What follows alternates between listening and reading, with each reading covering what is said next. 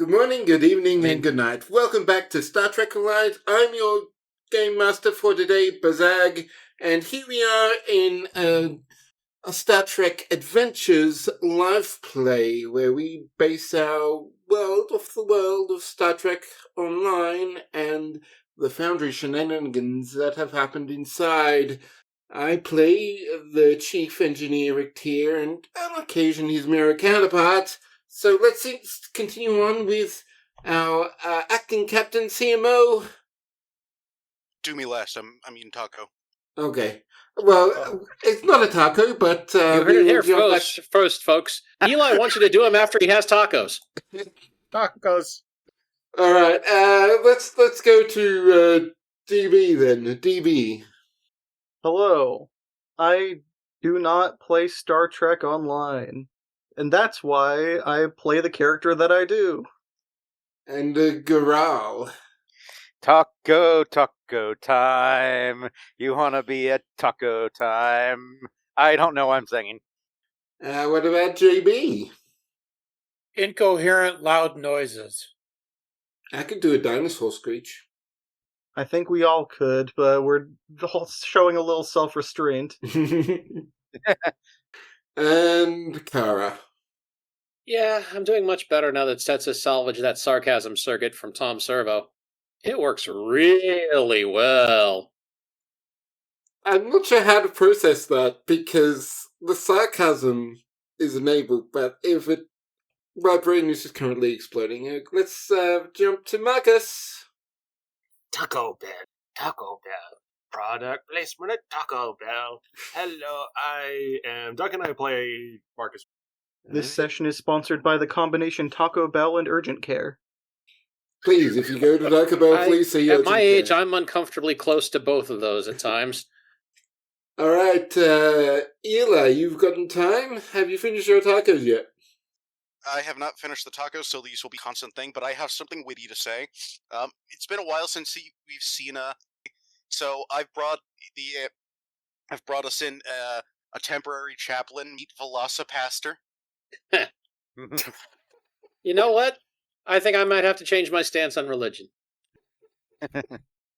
All right. Thank you for that. Let's then jump right into the episode. So we have just settled down a bit after some Romulan Tal Shiar agent in particular almost caused the destruction of Starbase Magellan. The Alliance... I mean, almost is doing a lot of heavy lifting there. I don't think it was really very almost. No, it wasn't really, but you gotta play things up for the quote-unquote camera. I believe, as I think was stated in a previous session, the Tal Shiar is not what it was. And anyway, the Alliance Exploration Initiative is humming into a normal rhythm again. The Romulans and the Klingons that have joined have settled into a respectful allegiance, probably not the right word, but a respectful arrangement that they're no longer trying to one-up each other right now. And for now, they're both no, they're definitely trying to do that. They're definitely just doing it peacefully. Competition. In the approved Starfleet manner. Exactly. And they're currently running whatever, off doing their own thing and exploring the area around them. So, Captain Mercer, of the commanding officer of Starbase Magellan, contacts you, Eli. Captain Eli O'Connor, this is Mercer. Hello? Well, I just gotten a report. Some freighter captains have detected what appears to be a starbase orbiting a planet in a system that we haven't properly catalogued yet. Insert alphanumeric code here. Yeah, I guess we look at that. Maybe it has a sentient species if there's a starbase. Yeah. To be fair, we did once discover a sentient species on a starbase that was decrepit. Yes, If it happens they're again, we'll very have 2 cute. nickels. we do not yet have any kind of information on what sentient species might or might not be on there, but well, I think that's your job to find out. Of course. We could even probably bring maybe Sips with us or the Romulan ship and, show them how it's done. Well, they're currently busy with their own exploration duties, but perhaps we can arrange a joint expedition sometime soon. That would be fair. All right, I'll send you the coordinates, Anton out. Roger that. Really glad there's all audio, Eli says, digging into his knot. John is sitting next to him, eating. I'm just thinking to myself, if they have to have like a bunch of takes for that, you're going to be real sick of nachos by the end of the day. John was the delivery tardigrade who got his cut of nachos. I like to believe that John isn't someone in a suit or special effects. John is just a tardigrade they found who works on Star Trek Reliant. He went to Tijuana for the nachos and the tequila. All right, so take it you call everyone together and get on your way. Is there anything else, anything anyone likes to do before that? I just dropped it. No. Did Mercer drop these orders to anyone else? Well, he gave it to the captain, who's presumably going to be spreading it to the crew. I mean, the captain's busy right now, so in the meantime, Team Marcus is meeting. just... Oh, you're calling the team meetings now? I'll let you do your thing first, then. Marcus is over in Club 42, just enjoying a coffee, reading a datapad. He flicks a page. His eyes turn orange.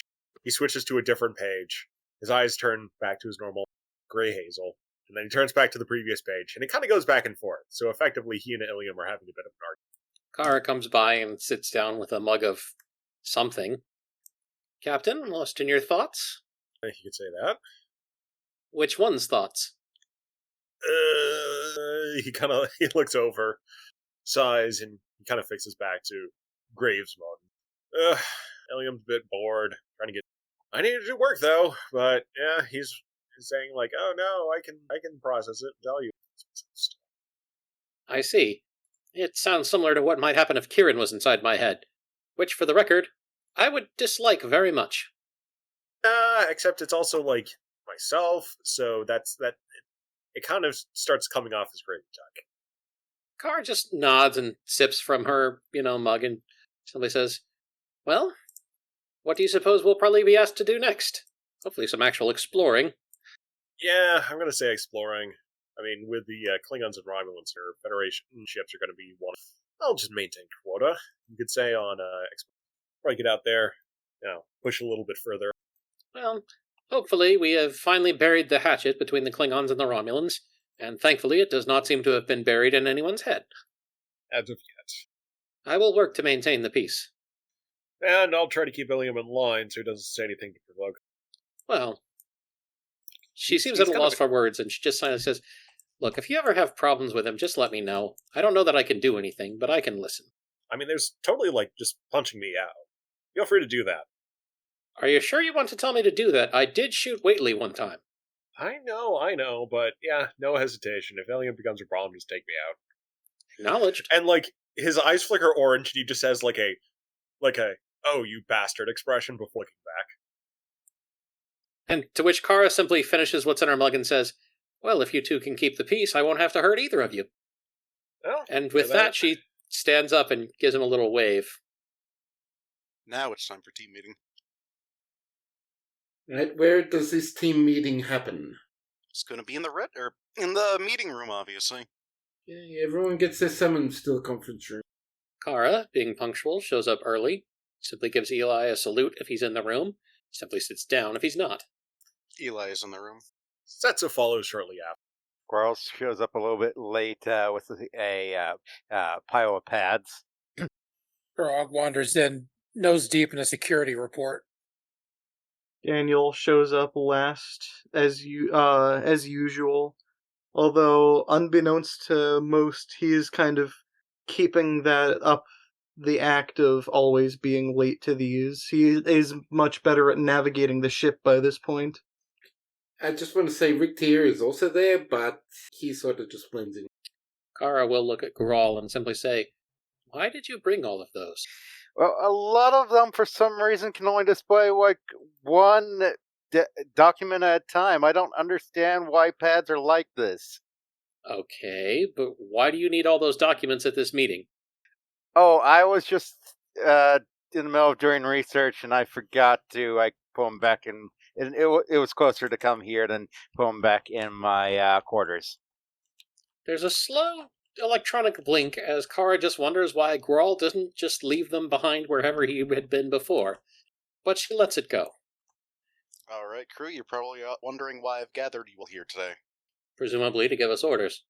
Yes, we have orders to go on an adventure, a mission. Yay! It's like exploration mission, right? Not like, intel mission or espionage mission. Not making us infiltrate the true way, right? I'd say somewhere between recon mission and exploration. Yeah. So there's a random starbase in a system we've never been to. Cool. And we have orders to go check it out. If it's haunted, Very cool. I'm just afraid it's going to be haunted. I just got a bad feeling. Well, I mean, there's been reports of like Davidians hopping around or something. It is possible it's actually haunted. I mean, the odds are kind of low this far out. I mean, the odds are kind of low that we would discover a sentient species on board a pre-warp capable space station, but I'm sorry. I'm still. Why do you guys think that this place is going to be haunted? It's just a feeling. I never thought it was going to be haunted. Ghosts don't exist. Besides Davidians, they're not really ghosts. Davidians are not ghosts. I'm pretty sure actual ghosts are real. They are. There's been rumors about the ones that live in candles. Yeah, no, I was about to say there's the candle ghosts.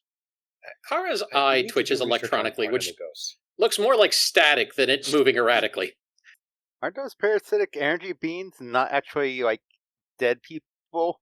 I don't know. I mean, I've never seen one kind of candles like- before. Like it's kind of like, I don't know, splitting hairs. Like, hey, it's a parasitic energy being. Oh, it's a ghost. It's like they're doing the same thing. Well, they're kind of more like vampires and ghosts, aren't they? No, Daniel vampires are real. jots down a note to self. Look into energy beings? ? All right, so if there's ghost vampires on the station, you will be careful. Let's just hope that it's going to be a fun exploration. And I just want to be absolutely clear, actual vampires are real. My dad told me so. Kara just pinches the bridge of her nose. John is taking notes. Well, unless you need me for something else, sir, I will get us en route to the necessary coordinates. We can begin scanning as soon as we arrive. Yeah, sounds good. As you have noticed, there's a giant thing of nachos in the table. So take as many. John got way too. I don't think I could eat all of them. I do not require such food, but thank you. And she'll stand up and walk back out to the bridge. Is it sauce or melted cheese type of nachos? It's cheese sauce with ground. Alright, Daniel does not partake. He's more of a melted cheese type of guy. I mean, it's nacho cheese, like cheese sauce. I don't know. Suit yourself. And John, if we don't finish these, just take them to Detroit. Give them to someone random. Well, I mean, I could also just leave them around in Club 42. Daniel does grab one chip that doesn't have anything on it as just eat it as a normal chip before walking away. That is the only chip that doesn't have anything on it. The rest are slathered in nacho cheese. I don't know. Setsa's very careful to clean up after she's had her nachos, so she don't. The sensor panel at her science station all cheesy. It's okay. John also brought some moist towelettes. Setsa bows to John and takes. Yay! I do good, right? I do good. Yes. It's good? Yes, you did. Alright, well, time to go take the chair.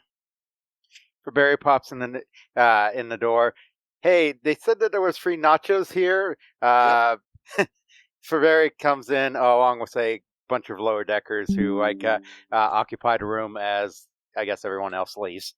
As many as you want. They're fresh and from Mexico. John saw to that. John indicates that there's another bucket of nachos over in the corner. Non-replicating. Non-replicating. When you say bucket of nachos, I'm just thinking of those giant Lowe's carpenter buckets. Yes. I think the real question is John wearing a sombrero. No, he didn't get Sad. Yeah. It's devastating. You were allowed to get a sombrero. He was very diligent at his work. He was ordered to think I get know. nachos. Actually, I think I know what happened. One of those sombreros that was made out of nacho. Please tell me somebody knows what I'm talking about. I know what you're Despicable Me talking about. reference. Simpsons did it. Yeah. All right, we're on the bridge, doing the warps. Actually, as a thing, Kara, do you just warp or do you? Since that's something Reliant has in base specification. All right, so I'm going to ask you, is there any reason not to do slip space drive? Is there any sort of issue with it causing subspace damage or anything like high warp does? Nope. Well, then I'm just going to use that because it'll get us there faster. Feel free to just do cruising speed. It's not that far away. I don't think. How far away is it actually? Yeah, it isn't that far away. You don't have to do quantum slipstream, but you can. Kara just kind of looks over her shoulder at Eli, nods, and sets off at warp 5 then. It's a leisurely pace. You're still going to be taking almost 3/4 of the day to get there at warp 5. But you come out to the edge of the system. It seems from first initial readings that it's a binary star system, a white dwarf and a main series yellow star, probably slightly older than Earth. So sort of in this tight circle around each other. Other planets are scattered through the system. Can I get whoever's going to do science to do some science, please? With a reason science. Since I can do that, but Grawl, do you want to take the lead? Sure. Reason science? Is this for people who are on the bridge right now?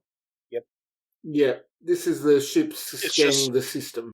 It's just the Okay. person at the science station. Wouldn't Charog do that, the security console? It's a science. Yeah, can someone Science, Danny. can someone roll for the ship as well? The ship would have sensors science. Whoever has the sheet for the ship. There we go. It's like, oh no, it's gone. All right. Sensor rolls. Yep, sensor science. Alrighty. And we need to upgrade Reliant. We just do it from the ship. Okay, so the Well, ship got the crit. 5 successes. The ship only does one dice, so it's 4 4 successes. successes. But yeah, you get a really good reading of this Corral. Everything seems to be pretty normal. There's a planet that's really close that is basically Mercury-like, both tidally locked and devoid of any real atmosphere. You have that being scorched off by the suns just in close proximity. Its orbit is weird, but that's what you expect for it to being too close to a binary system. There's some gas giants on the outer system. There is another 2 rocky planets. One is more Venus-like, just sort of heavy, dense, thick atmosphere. The gravity is relatively strong, probably about 1.5 G's worth.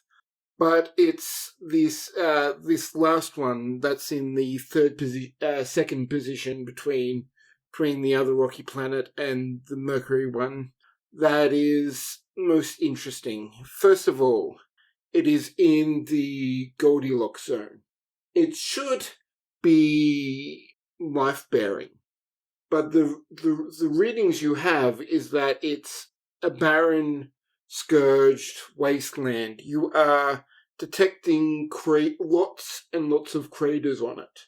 Something had lots of asteroids or something had bombarded this planet and stripped it of its potential life-bearing capability. In orbit around that planet is a space station.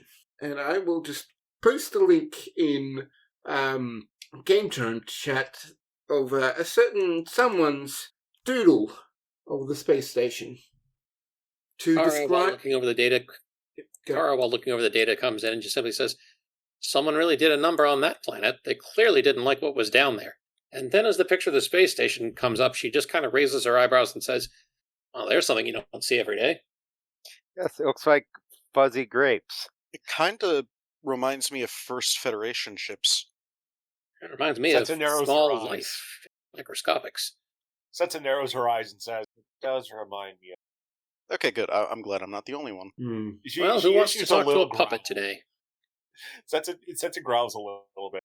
So just for our listeners, I want to describe the station a bit in better detail. It's made up of basically like a collection of balls that have essentially been stuck together. Sort of like a pyramid, a layer of grids that layer on top and in between each other. So it essentially turns into a pyramid that's reflected on both sides, one that's going up and from the base and one that's going down into this almost diamond-like shape. One of the spheres appears to be torn to shreds as strips of metal jut out into space, leaving one of the balls open to vacuum. Well, while we're on the idea of First Federation, can anyone get a make of its general manufacture? I would say that with the roll you got, you have 2 momentum if you want to spend them on obtaining. And perhaps as a science officer, you would get a free one of those as well. I see no reason why not. Let us do it. All right. So if you're asking if there's any indication of patterns of that remind you, I mean, the shape does remind you of the First Federation, but the materials and what you can see inside this doesn't seem to actually be First Federation. This is another group entirely, one that none of you seem to recognize. Kara moves over to Setsa's console and types in a few things and says, here, see if you can cross-correlate this with Conclave records. They may know more than you. All right. Cross-correlating now. And Setsa will try to check their sensor readings against Conclave records. Okay, give me a reason science from Setsa. And would informations come into play as a focus? Information systems? Mm-hmm. Yeah, I will allow that. Oh. Oops. What the? I screwed up the typing. Yeah, well, that should be 2 successes at least. Yeah. It is 2 successes. Set the complication range to 5. I guess technically, since Kara's helping, I should throw in a die. Give me just a second to find my science reason. The result stab looks like hieroglyphics. All right. Who wants to see a low roll? Apparently no one. And I got a success, actually, so 3. Okay. So, comparing to the Conclave, there's no exact match. Even the Conclave hasn't come up with a starbase similar to this, but they have been to a location, a planet-bound location, that has very similar architectural elements. Good news, everyone. It's apparently not a threat to all life in the galaxy, at least as far as the Conclave is concerned. In She fact, goes over and sits back down at her con station. Before she does that, this is where the Conclave found Kara's current body. This is reminded of the source of Kara's body. Interesting. Kara does share this with the crew, mentioning that this appears to be where the Conclave recovered my original body. Well, the one I'm using now, anyway. The original. Setsa says, well, I mean, that could be either a good thing, and we're going to find the synthetic people, or it's a bad thing because these people took that body. Given other possible ties to the SOAR, it also raises a great deal of questions. If I might ask for one last favor, Setsa, do me a favor and scan for chronoton radiation. I wish to be sure there's no time shenanigans. Right. Scanning for So, chronotons. so you can use a momentum for that action. You currently have 2. And we'll make an extra check for that. Yep, let's go ahead and do that. Okay. So with that momentum spend, there does seem to be, in fact, no radiation readings at all. No chronoton, no tachyon, no even baryon. No signs of any energy or radiation emitting from this station at all. Are they getting reflected radiation from the nearby system? So does it look like it just is dead? Or is it preventing the release of radiation? It's like, how much of an anomaly, or how much of a hole in space is that lack of... Okay, so there is, it's a bit of both. The system seems mostly dead, but the sensors only seem to penetrate a little bit into the structure. You can't get a good reading internally, but for the amount of radiation you're checking, for the amount of potential ways for energy to leak, you would expect something to come through beyond the area. The station seems dead. There's no activity, no lights, nothing that would indicate any kind of activity. Setzer relays the information and says, well, it appears dormant, but at the same time, there could be some significant shielding involved as well. Once again, not something you see every day. Alright, I want to hear some suggestions. Well, the most obvious suggestion. We send a shuttle to dock with the station and explore. We could also bring the Reliant closer and, dock with it. Not sure how I feel about docking with it, just in case there's any structural instability. I would agree with the captain on this one. We should either beam over or take a shuttle. We shouldn't directly connect the Reliant to something we don't know anything about. Yeah. Car, taken away, team. Use a shuttle. Yes, sir. Kara stands up and she immediately points at Grawl, Chorog, and Setsa saying, I'll need all of you for sure. What about John? John can also come. More security is never bad. Yep. Can have his little spore jumpies, but also someone to watch the shuttle as well. John, go find DB and drag him along. He needs to get out of his room more. Also, bring Graves with you. He needs to get out more too. Oh, I was hoping to get back on my research about the preservers.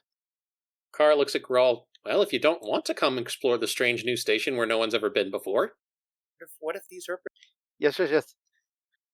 Kara just has kind of a quirked smile and nods to Setsa and heads down to the shuttle bay to wait for, the rest of the crew. As she does, she walks with Chorog and simply says, do you mind if we take your shuttle? I'd prefer it, actually.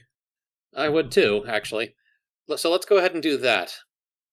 Presently, I'll go get prep for launch. Presently, John is chasing Daniel down a hall, crying out, Adventure! Undead Starbase! He's not, because Daniel has been... I thought Daniel was already going to be part of this mission since he was called into the ready room. It's been like 3/4 of a day. And you usually don't have Daniel hang out on the bridge, or I just would have pointed to you. Yeah, I was just saying... Yeah. Well, significant time has passed, and John is trying to chase down Daniel and get him aboard, but he's doing a poor job at articulating why exactly he's... Okay, I was just saying Daniel has been researching energy beings and just in case ghosts, legitimate recorded things about ghosts, just in case for the mission ahead. Yeah, and on that point, you'll get a lot of research on various beliefs and mythologies around humanoid cultures, as well as strange anomalies in energy phenomena and energy beings that have played the role of ghosts in various systems. What you don't find is confirmation that ghosts actually exist. Wait, Can I add something? Yeah. Independently published and not verified records from a certain man in a yellow coat you met. Oh no! There's a very detailed breakdown of that ghost totally exists, but it's from this one record of someone you recognize. Daniel, renewed in his belief that ghosts probably aren't real, hears John and puts his spacesuit helmet on, because he's just kind of been waiting around for the call. Daniel, we going on an adventure to space? Oh, I think I'm dressed for the occasion. Shuttle Bay. Are we walking, or... We take Chorog shuttle. Okay. QQs. I guess I'll go then? That was good. I gotta go hunt down graves now. Do you outrank me? I think so. Like, I'm lieutenant, and you don't wear the Pippi collar, so it's hard to keep track. I think Daniel does have the pips. I think you are an ensign at this point. Yeah. I don't know. Well, somebody needs a promotion, so this is why you gotta go He's on. wearing the spacesuit right now. But yeah, I guess Daniel gives a kind of limp salute and heads towards the shuttle bay. I will say that as people arrive, Kara has gotten her Tetrion rifle instead of her normal magnetic rifle, and she has made herself at home in the co-pilot's chair. Since this is Chorog's shuttle, he, of course, has the honor of piloting. Setsa has brought her science kit, but also a large pack of effectively emergency emergency field supplies. So, small little portable oxygen sealing tent, food, water, just in case they get trapped over there. Kara will look back over her shoulder. Did you bring any mouse traps? No. Kara turns back to the front of the ship, just smiling slightly to herself, and just says, "Given past experience, I just thought they might prove useful." I got Ryuthane and Chi. That'll do. Very good. Well, once everyone arrives, it'll be up to Chorog to take us out. Before you go, I do have a quick question. Eli, are you sending anyone on the mission? No, I'm just chilling. Hanging. We don't get... He can't fit in a spacesuit. So yes, surviving, don't worry. Alright, so everyone gets into the shuttle and Churog launches off following the various protocols that Starfleet have for launching a shuttle. And how do you... I'm assuming the Reliant goes in gear and the shuttle then launches out of the Reliant and does the last little bit nearby? Well, mostly up to the captain, but I'd probably want to stay... The Reliant is at least 10 kilometers away from the station, just in case. Okay. The Reliant stays out of range from standard targeting sensors and the shuttle launches in. How does the shuttle approach the station? So first question is, who exactly is flying? Is it Chorog or Kara? It's Chorog. So, you guys... Jazz is fine. I'm just gonna say, when Chorog gets to his shuttle, Daniel's in the pilot seat playing jazz on the sound system. Okay, so I would like to point out, Chorog, that when you come to the shuttle, somebody's sitting in your seat in a spacesuit, playing jazz over your stereo. Chorog glares at Daniel, just move. Daniel just doesn't say anything, just puts his hands up, gets out of the seat like, okay, all yours. He does not stop the music, though, just gets out of the seat and walks away. Chorog takes his place, turns off the music, and preps the shuttle for launch. Kara just kind of suppresses a chuckle and stands by to assist. We don't listen to jazz in this shuttle. We listen to country. Outlaw country. Chorog pipes in some Waylon Jennings. Right. Is there any particular place you're targeting at Chorog? We'll get in the shuttle. Well, once we launch, Chorog immediately puts the shuttle in a cloak and approaches the station. Excuse me. Approaches the station and begins doing passive scans as to not alert any kind of exterior defenses. Okay. From what your scans do detect, there doesn't seem to be any major docking station until you focus in on area that has been, well, basically not chopped up into, but stripified. That's the word I'm going to use, stripified, where that does seem to lead to where the hangar bay for the station does. And you do get some indication that there's probably also some storage bays in there as well.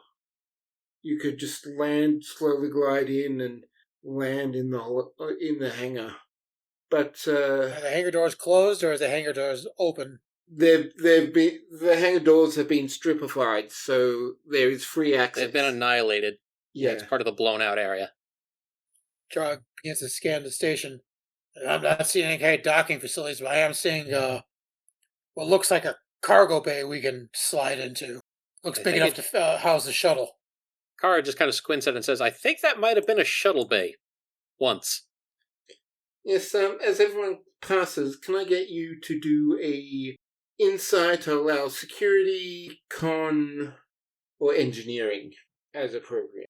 Is everybody? Everyone, or Yeah, everyone can do their own check. You said insight con or insight engineering or either? Either. You could also do security. Oh, come on, Mage. would metalworking, robotics, or integrating technology apply? One of those will apply. I won't let you know which one. And Kara gets a success. Would xenoarchaeology apply? No. Well, I guess the focus didn't matter anyway, because I got a 1. What is with all the 1s for this role specifically? Everybody's locked in.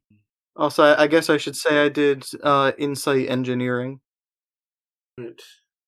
There's definitely with those roles, a number of people got 3 successes. So I'm just getting information now that as you pass by the strips, there are 2 main things you notice.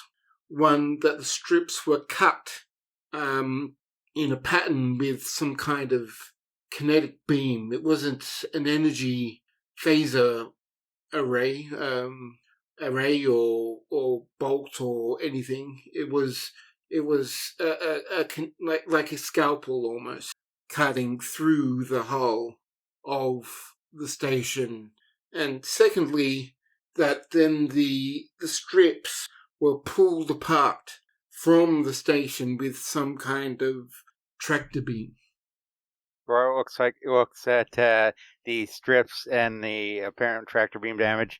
I think the Borg did this to some Starfleet ships, if I remember right.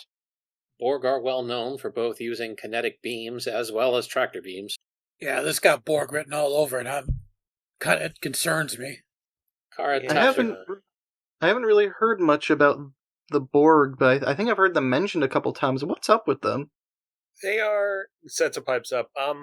So you know zombies, right? From like Terran mythology. Okay, so it's not ghosts today. Gotcha. So they're cybernetic zombies. They will inject you with nanoprobes, infect you, and take control of your body, and then eventually replace parts of your bodies. It happens. And most importantly, you will lose all sense of self. You will become part of their hive mind. Yep. It's also important to know that as long as you ignore them, they'll ignore you. But the minute you become a threat, run. Indeed. Can Setsa use her... Well, crap, no, she can't because all her Borg implants have been removed. She cannot possibly interface with technology. I will say, however, that Kara will try to send a quick status update to the ship about their suspicions of Borg. Wait, did John join us? Yes. John is with you guys. Trog turns to John. John, can you teleport back to the ship?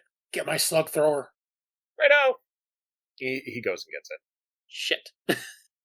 Kara just kind of thinks, well, if I'd known he was going to get that, I would have grabbed it too. But with everyone talking about Davidians, I went ahead and grabbed this energy gun. Better be prepared. Now there's an odd thought. Borg Davidians. I swear, if I don't sleep tonight because of that thought. I'm not even sure how they would accomplish that, so hopefully that's pretty safe. Well, the Borg managed to Borgify Undine, so... With great difficulty, but at least the Undine physically are there. Anyway, once the ship lands, Kara's going to wait for John to get back. Eli will also be getting this communication about there being potential. Ah, fun. We'll be staying alert, keeping an eye on the system in case a cube or something shows up. Larissa is putting, if not the ship on alert, but is definitely, making sure the weapons are primed. Very good. Larissa is counting torpedoes. While the shuttle is on its approach and we're waiting for John, Trog turns to Daniel and says, another important thing to know about the Borg, energy weapons, good for only a couple of shots, then the Borg adapt. That's why I'm having John get my slug Thor. Borg can't adapt to slugs. It is possible to remodulate your energy weapons, but this takes precious time. When they're shooting at you, it's very difficult. And they just don't come one at you, they come all at you. Graves, he just kind of looks down at his trident acquired his conclave lance. Like, yeah, I might have a few tricks on that point, but yeah, I'm definitely going to be rolling in melee weapons if we find. Okay, so something you could possibly relate to, Daniel, since you're from Earth. Think of it as the Borg are cybernetic bees. Bees are fine as long as you leave them alone, but the minute you become a threat, they all come to sting you, do they not? Which you might have found first-hand reference for exploring the Jeffries tubes around Checkers. I worked in an Amazon center for a little bit back in the day. I kind of get the gist. A little bit, but... Said, oh god. The point is, should anyone find Borg, contact the rest of the group if they're not with you, and do not antagonize them. Right, so the shuttle lands. The outside atmosphere is void of anything. It is directly exposed to the void of space. There is no atmospheric shield, there is no pocket of air or anything inside. Also, Kara will wait for everyone to get their suits on. That in the vicinity there is no sign of any power conduits, power active, so that means there's no gravity. Kara just kind of looks at all this and just says, all right, I can magnetize my feet, and I'm probably strong enough to open any of the doors, but I don't think we're going to find a lot of information unless we can restore power. All right, so priority is going to be first securing the situation. Second, trying to see if we can restore some kind of power. Yeah, if we have power, then we can investigate more fully. They may have some sort of computer system. In the meantime, if everyone is ready... Let's make for the main engineering so we try to get some kind of power going first. Well, if we have any idea where that is. But Kara will just basically pop the shuttle door open and just kind of step out onto the deck and then activate the magnetic clamps in her feet. Right, and with that, I think Charles follows and does a sweep of the room. The room... We'll find out what's in the room after a quick break. Alright, welcome back. So we stand out with Kara and the rest of the away team stepping out of Chorok's shuttle and with their magnetic clamps on their feet and EV suits on, helmets locked and closed because there is no atmosphere. As you look around, there is no sign of anything. There's nothing being stored that you can see. There's no equipment. There's no even dust lying on the ground or floor. There's only the walls and floor, ceiling, perhaps some like side table, not tables, but like countertops that have built into the side of the wall. But there's no equipment, no detritus, no debris, no sign of fighting, no sign of Borg nanites. Kara is going to look around for any sort of writing or symbology on the walls or near a door. Give me insight security for that. Also, just to be clear, I understand, this is like an unknown space station that was discovered that we're exploring? Yes. Yes. Also, no successes. I mean, it is dark inside. The only lights you have are the lights that are on your EV suits. Whatever, if there is anything in here, it must be fairly small. Well, I can't find any writing, so with that out of the question, one door is as good as any. I suggest we simply go to the nearest one and see if there's a manual override. I'd rather not break it, just in case we can restore power. Sounds like a plan. Let's make it happen. Right.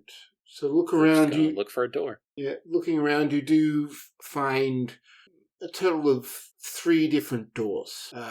Kara just investigates the first one they come across, because we don't have any idea where any of them lead, so one is as good as another. So you do examine it. Who wants to examine the doorway? I could look at. I have like mechanical tinkering and information hacking. And engineering in general. Yeah. So I'll accept mechanical tinkering for this as a focus. Okay. Please If we just do need a someone to daring rip the door open, security- Kara can do that. Daring security or daring engineering? Eva? I'll do daring engineering. Right, 2 successes. This is an unusual door. You do find a mechanical manual opening. You do have to take some edging off the door to find it, but there is a manual release that you find, and the door opens. Find yourself in what looks like an airlock. Another door just a couple of meters ahead of you. Once again, Kara steps into the airlock looking for any sort of text or writing on the walls. Give me another insight check. I will allow con, security, science, I think. Well, I already went ahead and did, security, so 1 success. Okay, 1 success. There is a sign. You do find it. It is actually, it is in the middle of the wall, so it is, but it's small. The only thing is you have no idea what it means. It's not very clear. I mean, Kara is simply going to say with the idea of not being surprised at all, and she says, and the universal translator can't make heads or tails of it. No surprise. Daniel, I guess if they're drawing attention to the sign, Daniel will also try look at it, see if he can make heads or tails of it. Grawl, I believe this is your area of expertise. Quirrell tries to examine it. Okay, give me an insight science check for Goral with xenoanthropology would apply. By the way, at any point since entering the station, has Daniel sensed any time fuckery afoot? No, there hasn't been any. Alright, just had to check. Way to go, Grawl. Okay. Oh, very nice, Grawl. You analyze the pictogram that's before you. As you look through it, it's certainly alien. Certainly something you've never seen before. But there are small telltale signs relatively universal. You believe this airlock leads into the personnel quarters. This is alien, but I think this seems to show the way to personnel quarters, I'm guessing. All right, that can lead us to some answers. Thank you, Grawl. We'll probably need you to try and decipher anything else. I'm not good at that sort of thing. She'll go over and try to open the next airlock door. So the thing about airlocks is that you have to close the door on one side before you can open the other door. But with the engineering, you realize that, and one door's managed to trigger the manual closing for the door you entered to trigger the manual opening for the other door. And feel a bit of... Don't feel because you're all in EV suits, but there is a rush. Kara isn't. A rush of air, particularly for Kara, as the area that you are now in is oxygenated. Still no gravity, but there is stale air. All right, I don't recommend anyone taking off their suits. There's air in here, but it is still extremely cold. Let's fan out, search the room. If you find a body or something that looks like it can contain information, or hell, something that looks like a security card, maybe that would be useful. And Sets a salutes and says, "Righto." And Daniel's going to look for a light switch. You find the light switch, but it doesn't do anything. That's when, as you look forward, the immediate area around you is clear, but looking ahead, you see what appears to be black marks that are scraping along the ground, as if something was dragged. John will, he'll scurry over and sniff the marks. Give me an inside security check. As I say that, Setsa will also be accompanying. Yeah, I Setsa was going to can say, also do a maybe we can check. get Setsa to find out if that's organic or something, like a blood smear. Yeah. So John, inside, he's good on security, not good on insight. If he's got science or medicine, they will work as well. It's the insight for John, that's the problem. Yeah. Well, you're just going to have to suffer with it. One success. While they're smelling the drag marks, Daniel's going to kind of wonder out loud. I'm just wondering, why would they surgically infiltrate the docking bay of all the different sides of the station to attack? Well, if what Chorog said is true, it was also a cargo bay, which means they were probably interested in something the station was carrying more than the station itself. Also, probably the easiest point of access. Several different reasons. Okay. We'll know more as we find out, but for now, I think the going theory is they wanted something off this station. And based on what happened to the planet below, they weren't large fans of this place in general. Come to think of it, the destruction down below is not like the Borg. The Borg don't simply destroy things, they assimilate them. Both Setzer and John are unable to determine anything from the smears. They are sort of ingrained into the metal. They've been here for a long time, perhaps degraded. You're unable to determine what kind of liquid formed them. Well, Kara for now is going to follow those, assuming that they'll lead to a door, a vent, or a body, one of the three. So there are doors to the side where a lot of drag marks are coming out of those and leading down the corridor ahead of you. You do see like a turn in the corridor, and the marks follow around that turn. Kara just kind of looks back at the rest of the group and says, "When you're finished examining the quarters, I do believe I have found our next way forward." Coming. Dog was looking around and moves an overturned table and finds some kind of data entry device, like a pad. Picks it up and hands it to Grawl, see what he can make of it.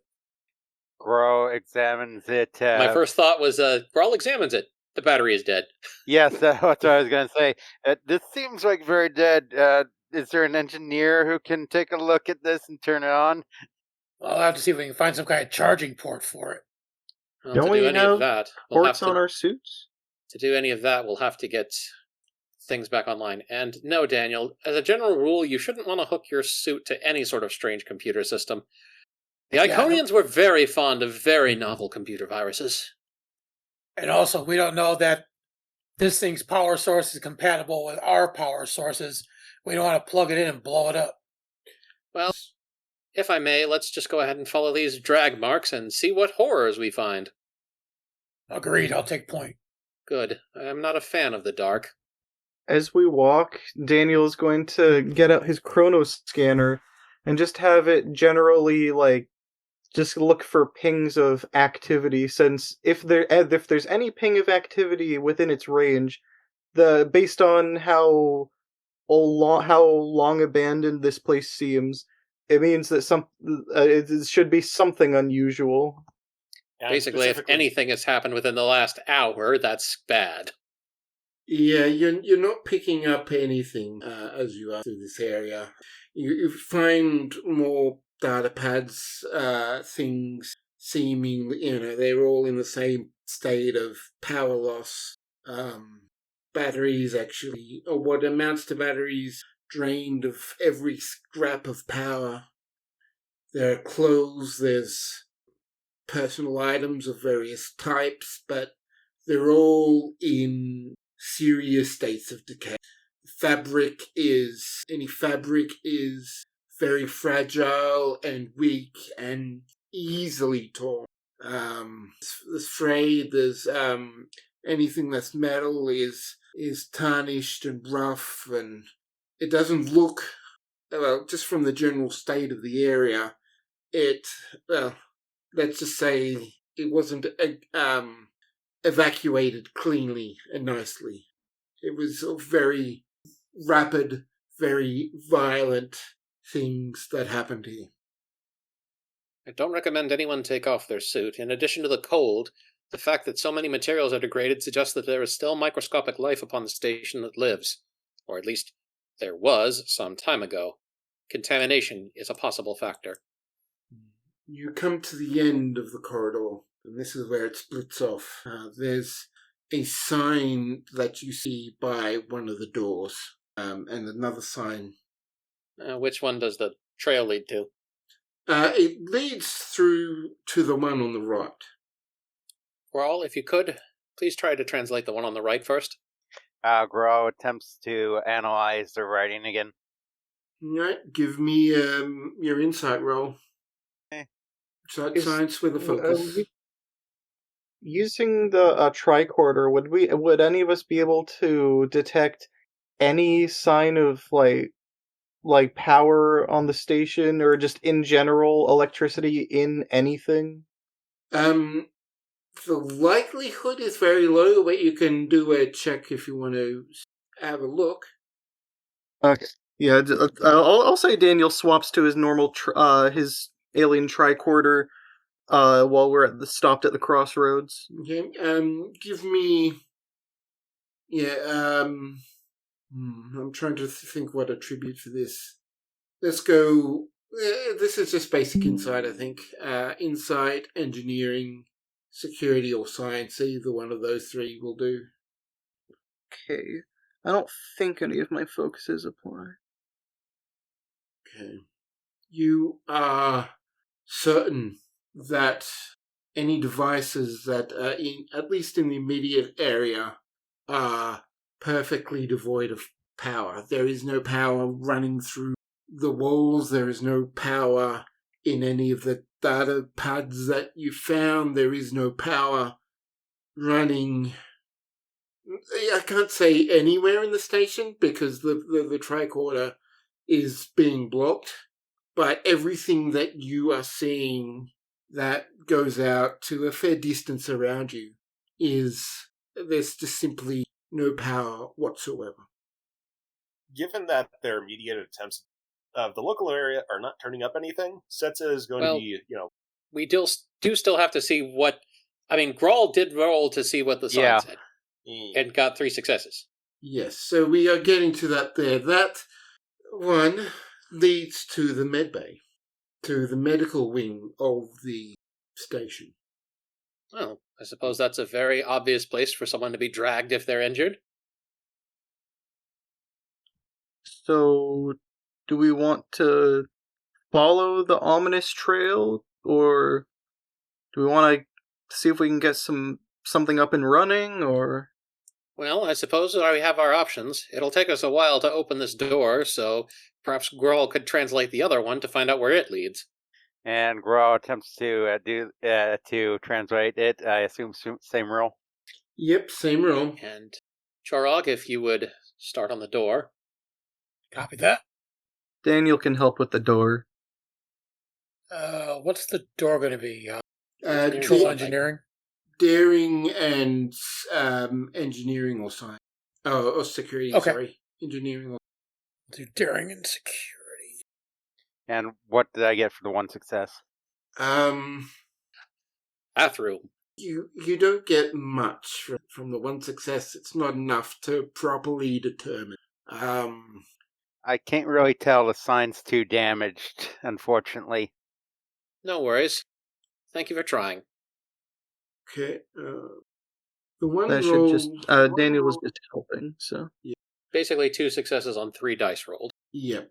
So that is enough. You're able to enter. This is another locked sort of another airlock kind of situation. You one door opens, you all enter, the door lock closes behind you, and then you open the one up ahead. And this Kara's eyes narrow as they're going through the airlock, and she says, I don't like this. So many airlocks suggest that they were trying to keep something contained. Yeah, I was thinking the same thing. Why are all these security doors down? well, maybe the station is modular.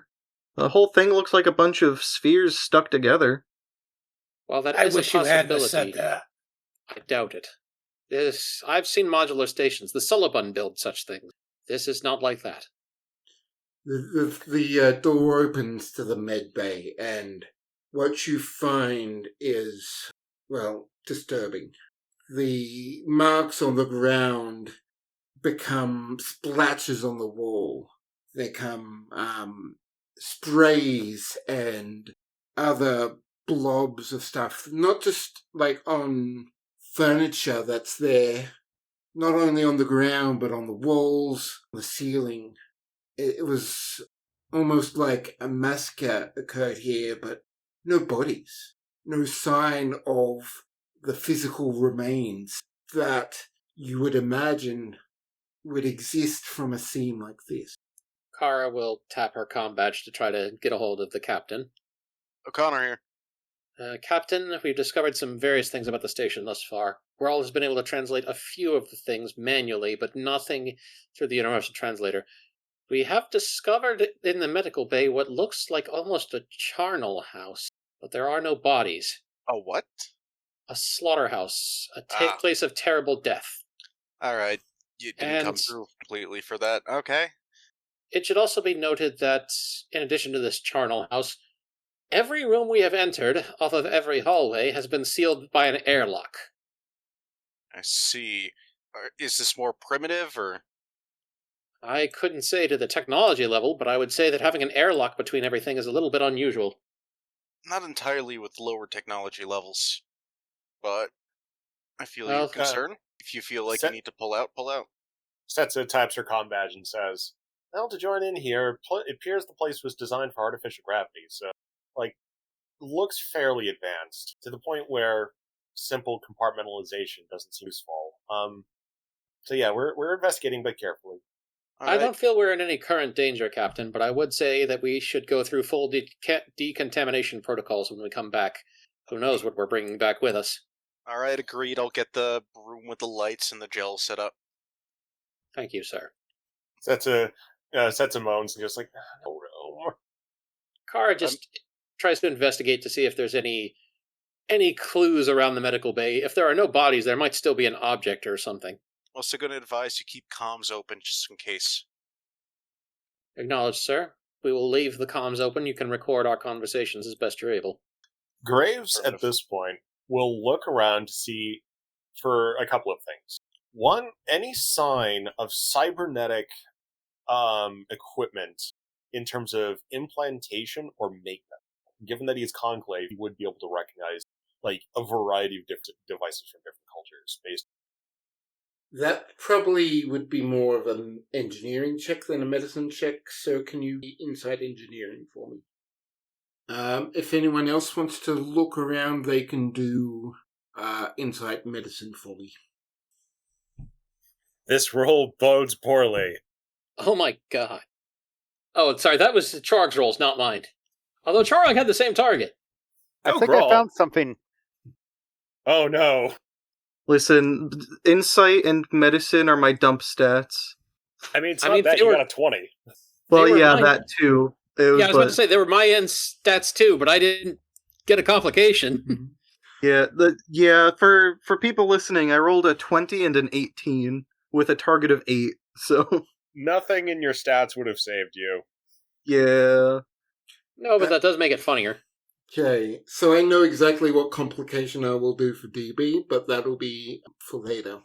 Oh dear.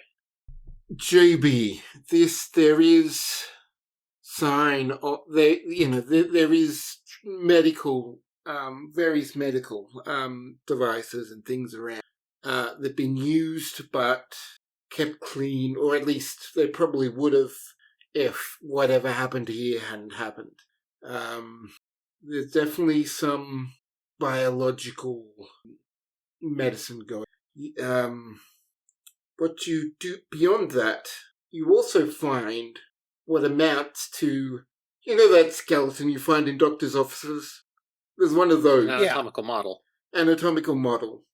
And it is, I don't know how you would have seen it, but maybe you would have received some kind of, seen something in passing, but it is very much to the anatomical model of a saw, but it does have a tail. It is essentially Kara's exact body structure. Sherlock's looking around, see if we can find, turns a corner, and just about turns white as a ghost as he finds this anatomical model. Kara, you should see this. Kara moves over, looks it up and down. Welcome home indeed. This is you. This is an organic version of me, yes. Captain, there definitely appears to be some connection between this station and whatever species created my body. This almost exactly looks like a saur, minus the fact that it has a tail. I see. Do you want to get some more information before I try calling the SAR and asking what's up? Well, yes. I don't know if they would have any records of this anyway, but Never heard I just thought you should have some idea that we're discovering some very interesting things down here. Still no idea what happened to the crew, but now we have some idea of what they'll look like if we find them. Roger that.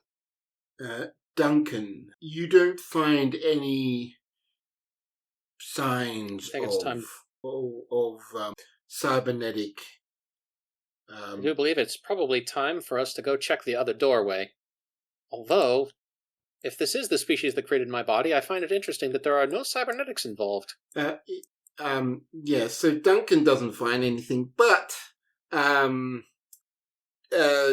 Garal finds signs of nanite production programming. Medical nanites. Guys, I found nanites. I see. And TV. Graves has on that point. TV, with your complication, you think that the nanites have gotten onto you and maybe molecularizing, taking apart your spacesuit. Well, while Daniel freaks out, Kara's going to go over to Grawl, and she is going to open up her arm and pull out part of her whip with the spike on the end. She's going to take that, and she's going to stab it into her arm and pull it out. What follows is a trickle of purplish blood, and she simply holds down her arm next to where Grawl found what he found, and simply says, "Find out if these are the same, please." I'll try. I'm not an engineer, but... Frankly, just a theory. My blood is mostly nanites and carbon molecules. Okay, Groyle is going to attempt to do that with what tools he has on hand. Okay, Meanwhile, Daniel... So you go, Daniel, and then I'll deal with the girls. Yeah, I like to imagine Daniel backed into a table after hearing the word nanites and seeing all the degraded clothing around. He's like, they're in this. And then he's trying to reach behind him, but it's in that part of your back that you can't quite reach, especially when he's in this bulky suit. He's just trying to spin around and reach back there to see if there's a hole. Do I hear screaming? Just Daniel. Oh, Justin. Okay. Why is he He's screaming? fine. He's just having a little bit of freak out right now. It's all good. He's having a It's all good. nanite panic attack. Nanite panic. That seems something reasonable to be freaking out about. John is attempting to calm down Daniel. Hypochondria is a thing, sir. Not on your suit. They're not on your suit. There's no hole. No. Just spray him with a fire extinguisher to make him feel better. John does that. And after being told that there is not in fact a hole in his suit, Daniel calms down, only to be suddenly sprayed in the face by something that completely blocks his vision, and he starts freaking out again. Ah, I'm blind!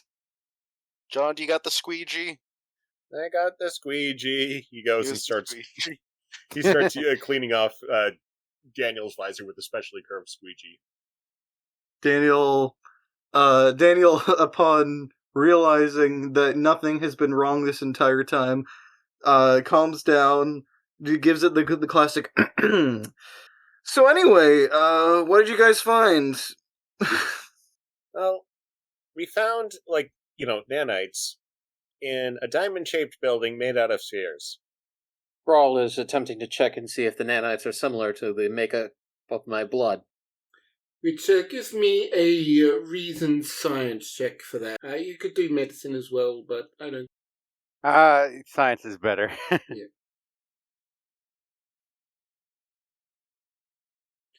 So, yes, there is definitely these nanites are inactive, first of all.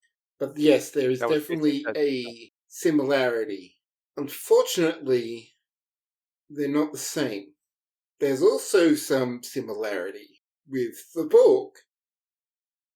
How unusual. Yeah, I can't tell. These look similar to both yours and the Borg.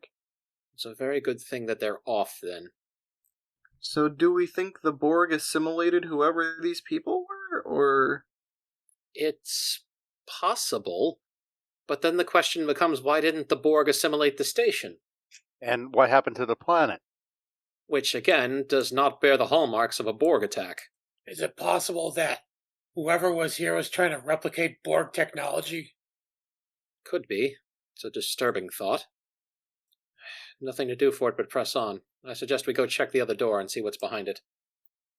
There is a door forward here as well, buddy. But before we do that, I think this is a good time with that revelation to pause for today and continue on next time on. Well, you have my attention. I was going to ask if you're linking in the synth to Borg. Yeah, check in with Gar about that. No, this is his thing. He can do whatever he wants here. That's why he has my attention, because I'm not sure where this is going. Interesting. Yeah, since I did the Hawking Coalition guide. He's got the basic. Hey, quick question. But I should point out that Reliant and the AU aren't the same thing. Would my focus in integrating technology apply to pretty much anything Borg related, since all they do is integrate technology? Like, they do it at such a high level, it's basically it's not in any usual. I mean, the Borg, their assimilation technique is basically on the molecular level. Yeah, it's nanite technology. Basically, anything they assimilate is more or less replaced. It's just that in the act of replacing it and having assimilated the people who work with it, the Borg now know how it works. So any technology that the new people had that the Borg do not have, well, now the Borg have. Okay. Which is part of the reason they're terrifying, is because that if they find someone more technologically advanced than them, all they have to do is get a couple of them, and now they're on par. Having a couple, all you need is one. Yeah, True. but imagine if you just assimilate only idiots. That's the thing about the Borg, is it is a hive mind of group Why do you think the Borg have never assimilated Ferengi or Pakled? Or the Kazon. The Kazon were deemed unworthy of assimilation. Yeah. Dirty space hippies. And with that... have we considered that might be why they didn't assimilate the station?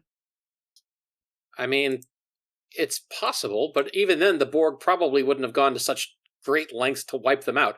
The Kazon still exist after all. The Borg just ignore them. Takes too much energy. Who wants to assimilate a species that has weed for hair? They are funny looking, I grant you. Weed, you say? I mean, many of So them now do you- also kind of have that high expression. So have we just introduced smoking a Kazon into Star Trek lore? No, but I am imagining a Kazon with that very high look on their face stepping out of an airlock surrounded by smoke. And with that, good night, everyone. Bye.